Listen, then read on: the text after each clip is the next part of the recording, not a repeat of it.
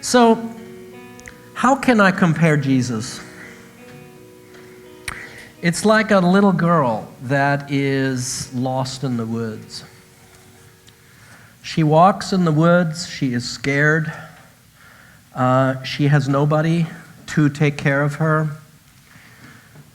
She wanders around, and as she walks and as she is filled with fear, there's this older man that walks by, and she remembers that her parents had told her, do not trust grown-up people just walking out of some clearing. And yet, when that man comes to her, she is filled with an overwhelming sense of trust. Something puts her at rest. And this man takes her by her hand and starts to tell her a story about a castle and about people in that castle who care for each other in a wonderful way. There is love among them. There is caring for each other. There is respect for each other. The people in that castle, they try to help each other develop their gifts and their strengths, their abilities. And he tells her all kinds of details about that castle. And the more he tells her, the more she gets put at rest. She feels she's in good hands. And as they walk, they come to a clearing. And there's a huge panorama that opens up before them. And in the distance, still hazy a little bit, you can make out a castle.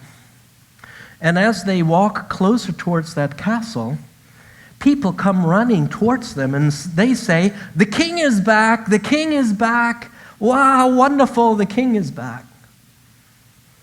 The little girl is overwhelmed because she realizes what you're just realizing, that she was brought back out of the woods by the king of the castle. So what just happened? What did you just experience? What just happened? This is not a question of the story, that's stepping out of the story. What happened? Yeah? You gave us a parable. I gave you a parable. And in that parable there was a story, so that's a little complicated. We're not going to go into that part, but gave you a parable. So what was the parable like? How would you describe the parable? I know that you're here for lunch. You're still thinking about your books that you're doing and work. This is really hard.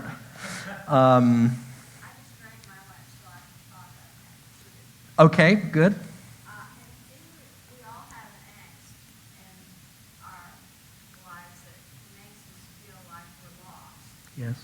So this authority figure that we don't recognize is our Savior.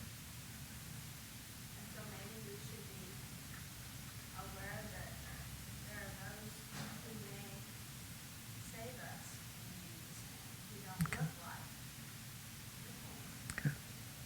Good. or a Savior. Okay. So what you did is wonderful. You are already processing what we've called a parable, and you're trying to draw meaning out of that.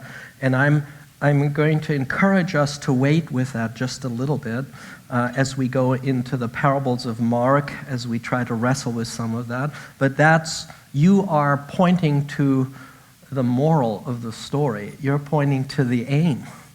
This story has something to say. I wanted to communicate something to you. I didn't just want to entertain you and you then feel, wow, I'm a terrible storyteller, but at least you paid attention to it. So this is, what you're saying is where we're going. Let's wait a little bit. I told you a parable, but what did I tell you? Well, I'm a girl. Yes? I'm little. Okay. I was approached by a stranger as a little girl. I'm immediately captivated Why are you captivated? because I was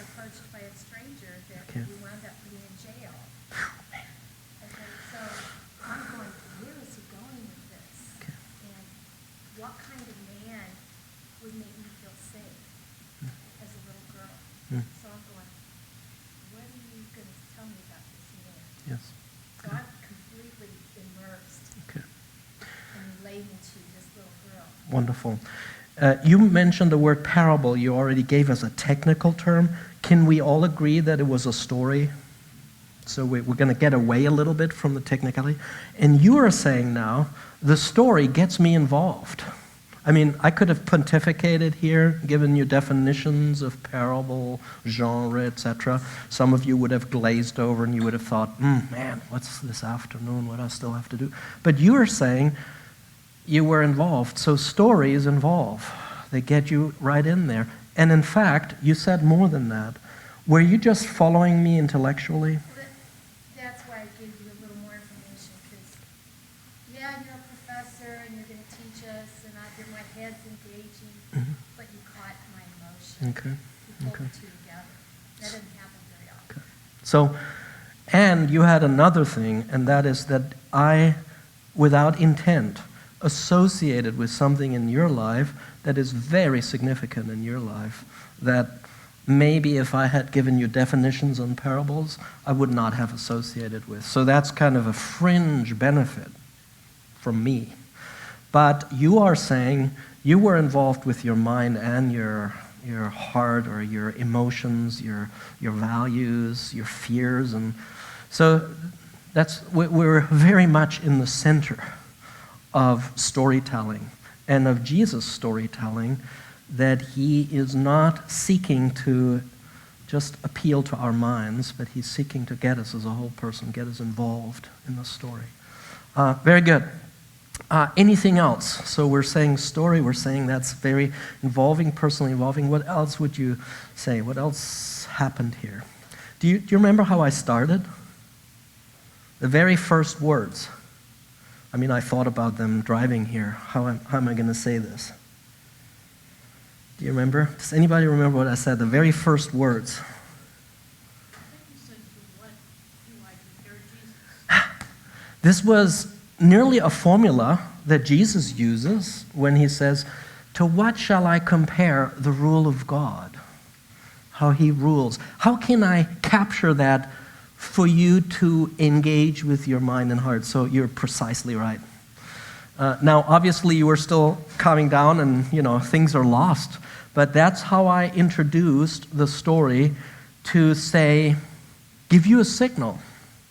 I'm going to tell you a story, but the story, and that's where you already went so well, the story is trying to give you something about something else. The story is important. You follow it. But it really aims at something else, and that's where we're back with parables.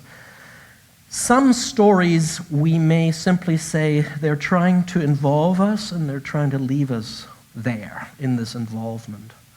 But parables, these stories, they have a clear intent of looking beyond. I'm telling you that for something else. And that's why parable interpretation is so intriguing but also so difficult, because you're not only supposed to understand and get involved in the story, you are to figure out what's the point of it? What is intended with that? Some of you have a little handout. I wanted to just go into that briefly. This is what I think Jesus does with stories, with parable stories. He develops a image. He develops a concept. He develops a picture. And then he goes into it. Look at me for a second.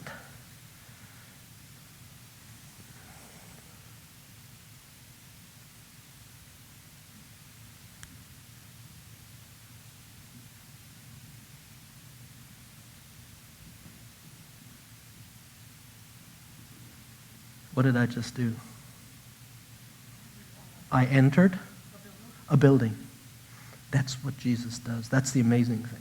I think that's a phenomenon in the storytelling of Jesus, that he tells stories and then he enters them. For instance, in Mark, there's a story of the wicked tenants, or the wicked husbandman, or the tenants, the parable in Mark 12.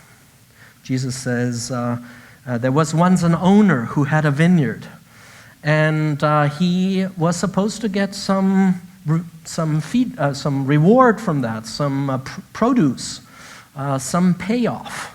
Sometimes these landowners got maybe 30, 40, sometimes even 50%, so you have a justice issue in that. So it was a landowner, he had some claims on it. And the people who worked the land, they didn't give his part, they didn't pay his part. And so he sent various servants of his. And at the end, Jesus says, the owner sent his son. And then the tenants said, if we kill him, we have the vineyard. Now that's a perfect story that Jesus enters, because he uses the metaphor, the image of vineyard, which is known to Jewish people as a reference, a picture for Israel. Israel as the vineyard, Isaiah 5. And God is the vineyard owner. He tends to it. He does everything possible in Isaiah 5 to make that vineyard grow and produce fruit. Somehow this vineyard that Jesus talks about in this parable, in this story, may bear fruit, but it's not given to the owner. And so Jesus tells that story, and what happens after Mark 12? He enters it. He is the son of the owner of the vineyard, of the people of God, and he enters it. He comes to the temple and he knocks on the door and says, where is the fruit of prayer? Where is the fruit of devotion to God? And he doesn't find it. He finds a bunch of commercial activity. So that's one example. The Good Samaritan is another story. We could spend hours just on the story of the Good Samaritan in terms of the sociological, the race issue, the ethnicity issue in that story. But simply to say, Jesus tells the story of the Good Samaritan, and then he does that, before and after. So this is one thing that we can find, that Jesus draws pictures and then he enters them. I have here a brief definition of what a parable is. You used the technical term for that. The Hebrew would be mashal. And some of you, when you hear the word parable, you may think of something very specific. Very literarily specific. Mashal is a very broad term in the Jewish mindset that simply says, I use figures of speech. I use images. I use stories. And Jesus is known to be an amazing storyteller, image user. Jesus used in the Gospels, we have about 30% parable or image material. So Jesus uses that in a very, very rich way. And mashal can be a little simile. The French existentialists would compare today's rain to the sadness of the soul of having lost a girl or boyfriend. Little simile, a little comparison between rain and the rain in your heart. All the way to major allegories. Those would be metaphor chains. Those would be stories with multiple significances, like the parable of the sower that Jesus himself interprets. It's perhaps the fundamental parable. If you don't understand the parable of the sower, you won't understand anything in Jesus' storytelling. So you have all kinds of different forms, and part of our problem of interpreting the stories and the parables of Jesus is, how do we approach them? How do we deal with them? We may underinterpret them, we may overinterpret them, because, like the little story I told you in the beginning, you may want to draw multiple analogies.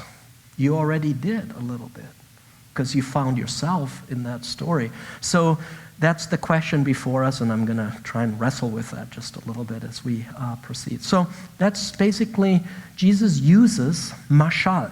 Jesus uses figurative speech. Jesus uses imagery, stories, for the purpose of drawing his audience in. Now, another little question. Will you forget the story I told you in the beginning? Will that be easy to remember or hard to remember? Easy. That's one other part. Jesus was an excellent educator, and he embedded things in their mind. They had to wrestle with it. Scripture sometimes says, chew it, eat the book, eat the parable, chew it, work it, until you get what was intended here. So that's a rich reason. We can say much more about it, but in terms of definition, then we have images that point to something else. Some of these images are very complicated. They are stories, long stories, with multiple points of connection. Now, I have a second point here, and that is interpreting parables, interpreting these stories, and we could talk a lot about that. I have two major points here that I'd like for you to think about. First, study the story. Don't necessarily try to find out what's the meaning of the story. Just study the story. Some of us do that easily. We may be an English literature major, or we love literature, or we enjoy working with words, and we just love, how is this story put together? What kind of words are used? But I think for all of us, that's a really important thing. And what I'm suggesting here in this little outline is look at the beginning and the end of the story. Did you notice with the story I told you? The beginning had a key that got you into a certain slot. I'm trying to compare Jesus to something. Important signal. And at the end, when I said, they came and said the king is back, I gave you an inside story understanding of the person, of who that person is acting as in the story. So beginning and end are very important, and maybe before the beginning, which is the literary context. I'll throw that out. What's the literary context of the parable of the Good Samaritan?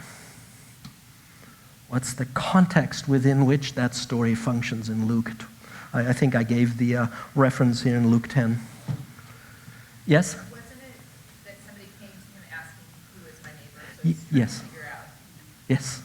Yeah. Do you see how this reference, who is my neighbor, and then comes the parable of the Good Samaritan. That helps you to understand how that story is to be seen. So you have, who is my neighbor? You get a story rather than a straight answer. A neighbor is who lives 1 to 3 miles away from you. You know, that would be a definition we may like. Not very close, not too far. You know, you have to be careful. You know, I want a specific description, and then exception clauses. If they're this and this and this and this, then they do not qualify as my neighbor. You know, that's what. And here we get this story instead as an answer to this question. But that's what I would encourage you. Think about the literary context. Think about the beginning and the end of the story, and try to understand what is the story talking about itself, the story, not its meaning. I think that helps a lot in over-interpreting various parables. And let me go back to the example of the parable of the sower. You can over-interpret that parable. But if you just look at the structure, Jesus speaks about people receiving the seed. Something about receptivity to what God is doing. But we're going to let that stand. And then we look at the structure of that parable of the sower.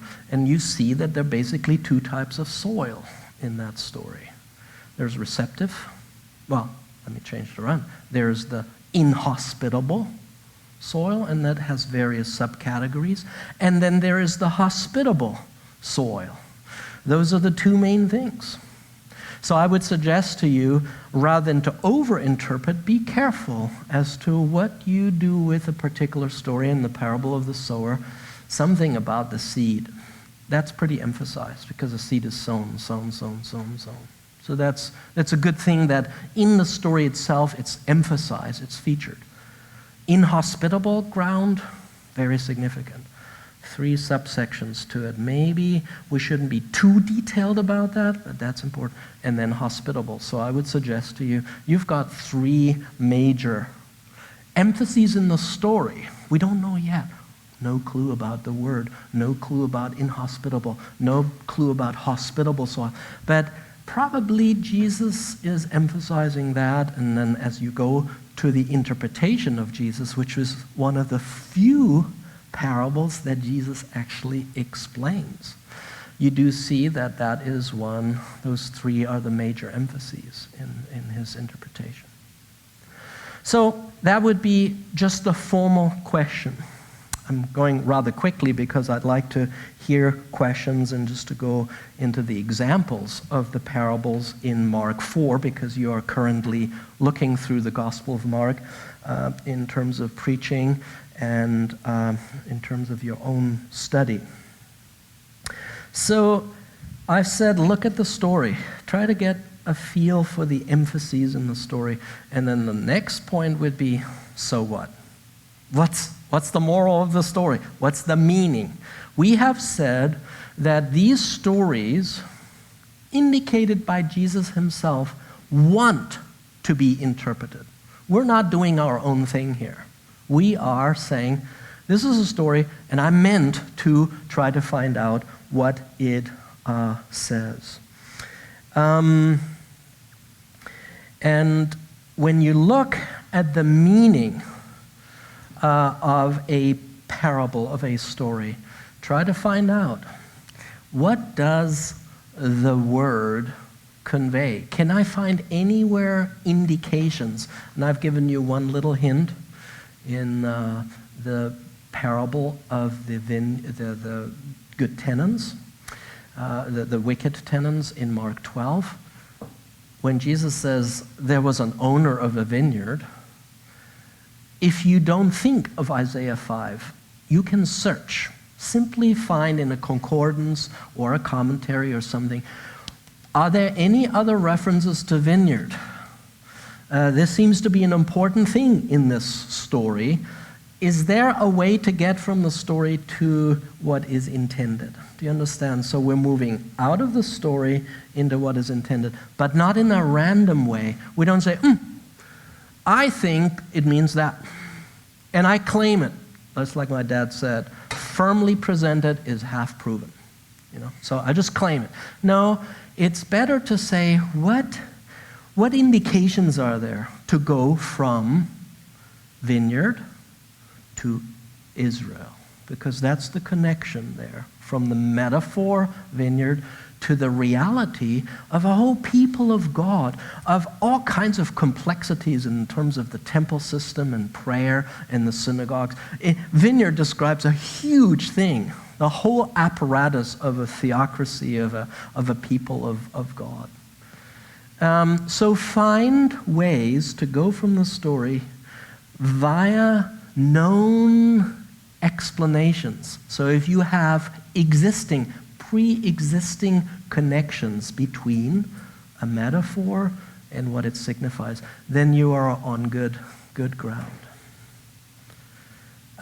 So that would be an important part here, to move from the story to meaning.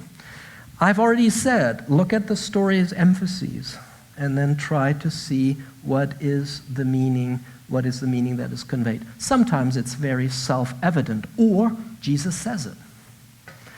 Parable of the soil, the sower, and the inhospitable and hospitable soil. Jesus explains, the inhospitable soil is like one who hears. Goes in, goes out.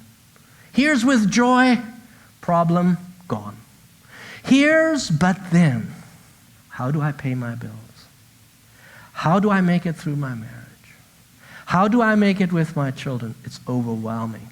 I'm getting choked by my life experiences. Third, inhospitable soil. And then the hospitable soil that bears 30, 60, 100-fold.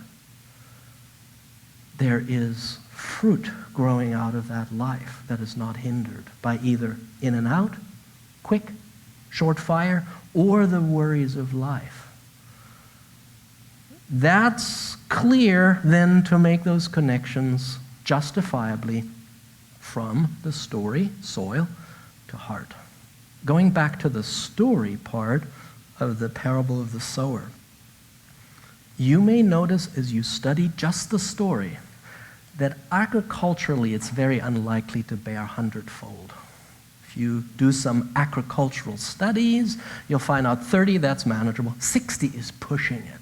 That's a fantastic harvest. I mean, imagine one seed, 60.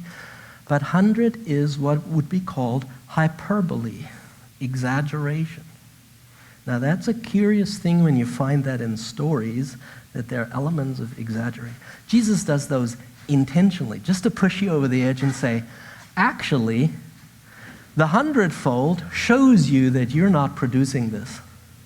You're not the generator of this. Somehow the seed had a Texan super type of a thing, and it moved you over the edge of what would be realistically expectable, namely what God works in and among us is beyond belief sometimes. Do you understand? So that's from story to meaning. And I think it's good for us to keep those two levels separate and not to intermingle them, but to say, now I'm in the story part, now I'm in the meaning part. Now I'm going back to the story part just to give it clarity to yourself how you interpret. I think that's good enough, unless you have questions from the definition of parables and then just a few little hints on how to interpret parables. I had intended for a few minutes to go through a few parables in Mark 4, just to illustrate that a little bit, because that's where you are currently, and to interact. But if there are any questions, I'm always happy to listen to questions. There's no guarantee that I will give you an answer. In fact, the best way I can teach is to say, very good question, who would like to comment on that? Buys me time, and then I can kind of think, oh man, what am I going to say to that? Yes. Did you say Jesus only interpreted or explained a few parables because there were many that were self-evident? That's a good question. Did Jesus only interpret? I need to feed that back for the video thing. Did he only interpret a few parables because the other ones were self-evident? You are tempting me to go into a very difficult area. And it's basically at the very end. So I'm going to use those words. That's what I'm asking. Yes, no, I think that's very, very good. What you heard me correctly saying is there are very few parables that Jesus interprets. Why he does not give that interpretation? That's another question. Some of them are self-evident.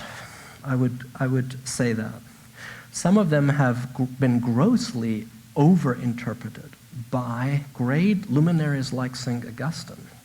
So I wished Jesus would have given more explanations of his stories, of his parables. That's maybe why we're here, just to be careful about it. So some of it is clear.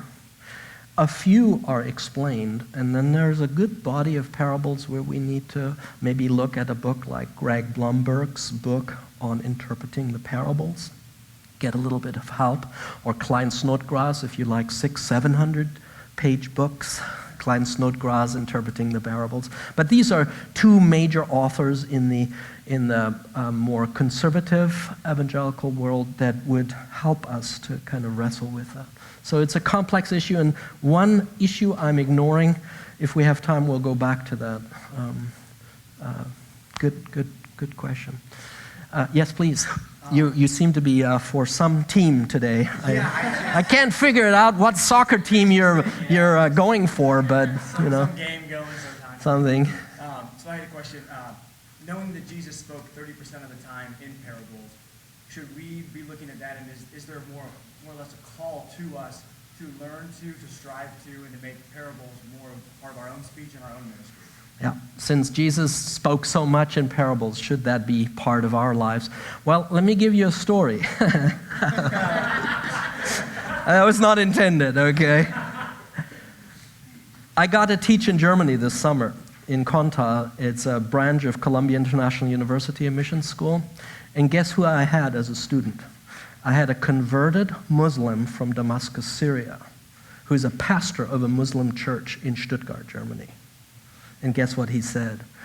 You Western guys and girls, you don't tell enough stories. You're always talking about this concept and that idea. I've got to use stories. And so he brought that into our seminar all the time. You know, we would talk about this intellectual thing. He said, let me tell you a story about that. You know, he couldn't help himself. That's how he evangelizes. Many Muslims come to faith through his work. So the answer to your question is yes, if you asked whether we should do more of it. Am I putting a question in your mouth? So anyway, I think that's an important thing, and it's kind of a self-correcting thing for me. I'm a terrible storyteller, and I like propositions. I like the argumentation of Romans. It builds well, you know. But I realize part of life is not the proposition, but it's the reality of the dynamic feel, personal involvement, being there with your heart, not just with your mind. So I think so. The problem I smell, though, is sometimes we could go overboard and just kind of go into our stories. What's your story? What's the Bible's story? We're all surrounded by stories, and then history is lost. The actual fact, Jesus came to die. And it happened. It's not just a story, it happened. Or the Bible story, the story of redemption, can hover like a rosy cloud, separate from the rain and the traffic out there. That's not good. So I'm saying yes, and I'm also saying let's be careful that we don't turn what is very solid witness and truth into nice stories that may help you in your life. That would be wrong. Okay, so we have to kind of find a good way there. But it's a very good point, and I need to grow in that, definitely. Okay, so since I've successfully silenced all others, daring perhaps to ask a question, a few examples here. And I think I'm just going to mention the first one. There are 3 parables in this section, Mark 4 to 4:21 to 32. They follow the parable of the sower. The 3 parables, 2 of them are clearly identified as kingdom parables. Jesus actually gives the introduction formula. How can I compare the kingdom of God to? So 4:26 and 4:30, those 2 parables, they're kingdom parables. The first one doesn't have that formula on it, but most interpreters say, because of context, because they are connected with kingdom, that is also a kingdom parable. And I don't want to overload you with content, and so I'm going to skip that first one, although it's very intriguing and also very difficult to interpret. I want to turn your attention to the second and the third parable there, namely the parable of the self-growing seed and the parable of the mustard seed, to illustrate what we have thought about so far. Let's look at the parable of the self-growing seed, Mark 4:26 to 29, and I don't know if we have time to read them, so simply put, Jesus says, how can I compare the kingdom? When Jesus does that, he seems to say, it's hard to describe something of God in the parameters of agriculture, architecture, experience of life. It's hard. There's something different about God and our life. But let me try. And so one of them is this parable of the self-growing seed. It's basically a hyper-Calvinist sitting in his Calvinist rocking chair, He threw out a seed into this soil. He's rocking on his hypocovenous rocking chair, and the stuff grows out there. Automatos is the Greek word. We have our word automatic. Just, just sit in your rocking chair, pray, things will happen. Now, if you reduced the growth of the gospel to that, you would go awfully wrong. But there's something that Jesus is trying to characterize about how God's rule is going to take over in this world. A kingdom that shall never perish, that shall not be thwarted. The story has probably one point, and that is this: self-growing. So if you're a worrier, if you're a Martha, if you're a doer, if you've got to be active, you've got at least to pray fervently, then that is a good parable for you to sit back, not in your hyper-Calvinist rocking chair, but to sit back under the word of Jesus and say, automatos.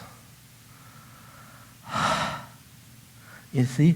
So the story says something true. Because the farmer went out, he planted, but somehow there's this fruit growing. I mean, when my wife has her little vegetable seed and lettuce seeds, it's amazing how small those little things are. And they're really nice lettuces now. They come out. It's just a wondrous thing. So we are to marvel at that aspect of how God is going to do his rule. Let's do the same thing with the other one, the mustard seed. The parable of the mustard seed is a parable of extremes. And the extreme is the story, very little, very big. It's basically what you get from the story. Now, it's again identified as a kingdom parable, so very little kingdom, very big kingdom. Mustard seed was perhaps not scientifically the smallest seed. So you may, is this historically true? Is this scientifically true? But there was a proverb among Jews, and that said, as small as a mustard seed, the smallest seed. So proverbial maybe, not necessarily scientific, but even if it were scientific, it's an extremely small little thing. And so this wonderful shrub that grows out of that protects and that gives shelter, that's an amazing thing that would come out of that small little thing. Moving from the story to the message. You wonder sometimes, with the rise of radical Islam, with the rise of new atheism, with the rise of radical atheistic scientific models, with the rise of indifference and materialism, how is this concern of God, his rule, how is that going to fare? I'm dealing a lot with the European issue of radical Islamism, and it's scary. So, and there are clearly some of these radical Islamists, clearly there's a world dominance that is the goal. I need to hear from Jesus that that kingdom that is not by force and by sword, but by the power of God, cannot be thwarted. It's not that I'm going to fight it well, and I'm going to make it work against somebody else who is much more skilled strategically than I am. But it's going to happen. And it's going to happen, and that's the real mercy. It's not the great end. That's the mercy of this story. The mercy of this story is the mustard seed that you and I experience a lot today. It gets rained out. It gets overwhelmed by our concerns and cares. We can barely hold on the vision that here God is active and doing. We get discouraged. And Jesus knows that discouragement. He tells us that story and says, mustard seed, tiny little something. But because it's of God, because it's God working, it will have a guaranteed glorious outcome. Not that you're going to live a triumphalist life. God is the triumph, not our lives. So here are two small stories that seek to encourage our hearts, simply to anticipate well. We can't make too much out of these stories, but they certainly hold water for as much as I gave you here. So I think we need to stop here. I feel tempted to go into that first parable as well. It's a little bit more tricky, but I'd like to still entertain some questions if there are, and then maybe go into that addendum to do justice to your question. Yes, Jeremy. My question is about the addendum, I guess. You said that I'm sorry. I'm so sorry. You said that these stories want to be interpreted, but there's the difficulty in, a lot of people read this, how John Mark uses Isaiah 6:9 about seeing they won't see. Yeah. He uses parables so that they won't see, it appears to say. How does that play into our parable interpretation and understanding? So far, I took you down the positive track, but there is a negative track to this. And I've just gleefully ignored that, except you already kind of admonished me, and now what can I do but face the music. When a Old Testament prophet starts talking in parable, it's like an ambulance going down the road. It's a high alert siren, maybe even. I'm going to talk to you in the stories because you're beyond hope. I'm going to give you a judgment speech. You are not hearing, you're not seeing, you are hard. And I'm going to cover you over with a story just to seal the deal. So parable speech as judgment speech, as a mode of concealment, completely alien to what we did justifiably in the beginning with the story that I gave you. So we're not wrong what we did, but I kind of was silent on this other thing of why did Jesus speak in parables? What we did was all right, completely right. He does that with his disciples. He says those who are within, they receive the revelation of the mystery of the kingdom of God by means of these stories. But those who are outside, all things happen to them in parables. And the question is, for their enlightenment, for their eye-opening, or to be sealed. I've spoken of the parable of the tenants, the wicked tenants. Jesus tells the story, and I think that story has two fronts. One for us to hear and to pray, what are you saying? And one to convict. Because at the end of that parable, the opponents of Jesus, the rulers of Jerusalem say, and when they heard this parable, they realized that he spoke about them, and they sought to kill him. Oh man, talk about a judgment speech. You are hard-hardened, you are doing your thing, you are going to kill the owner of the vineyard, and by golly, when they heard that, they said, amen, brother, preach it, we are going to get rid of you. Do you see what, I mean, is there any room for repentance? For I cannot believe we touch the Holy One of Israel. I cannot believe that we're not stepping back and saying maybe our one God is three persons. Maybe the God that we worship is actually pleased with this one that is teaching us. And then we shouldn't touch the Holy One. We shouldn't kill life, the founder of life, as it says in Acts 3. So that's a huge issue, and I do believe Jesus uses parables as like an Old Testament prophet who speaks in parables.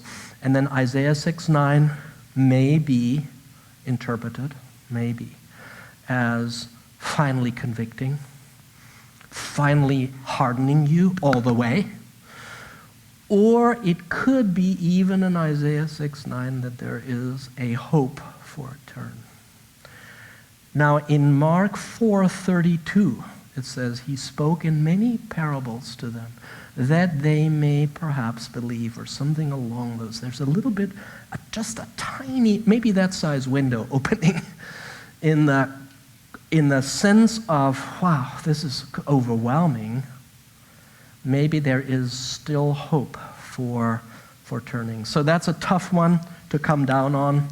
I do believe that Jesus teaches some of the parables to convict and harden the hearts. But I do believe that Jesus himself, in the comment of Mark 4:34, is saying, perhaps they hear the alarm bell and they may turn. But that's a hard one, because some other interpreters would say, no. If you are opposed, you are hardened to opposition. Okay, so you forced me to go in there into that difficult aspect. So it's a serious thing. But as we seek to follow Christ, it's a rich encouragement if we're careful, responsible interpreters, not underinterpret, and see that Jesus is doing pastoral ministry to us with our existential challenges and difficulties. I'm so glad Jesus spoke those parables about the future, about now, so that we would not be disheartened. Yes, please.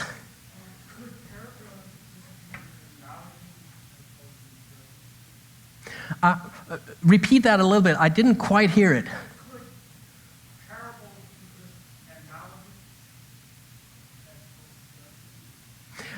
Could parables be just analogies as opposed to judgment speeches?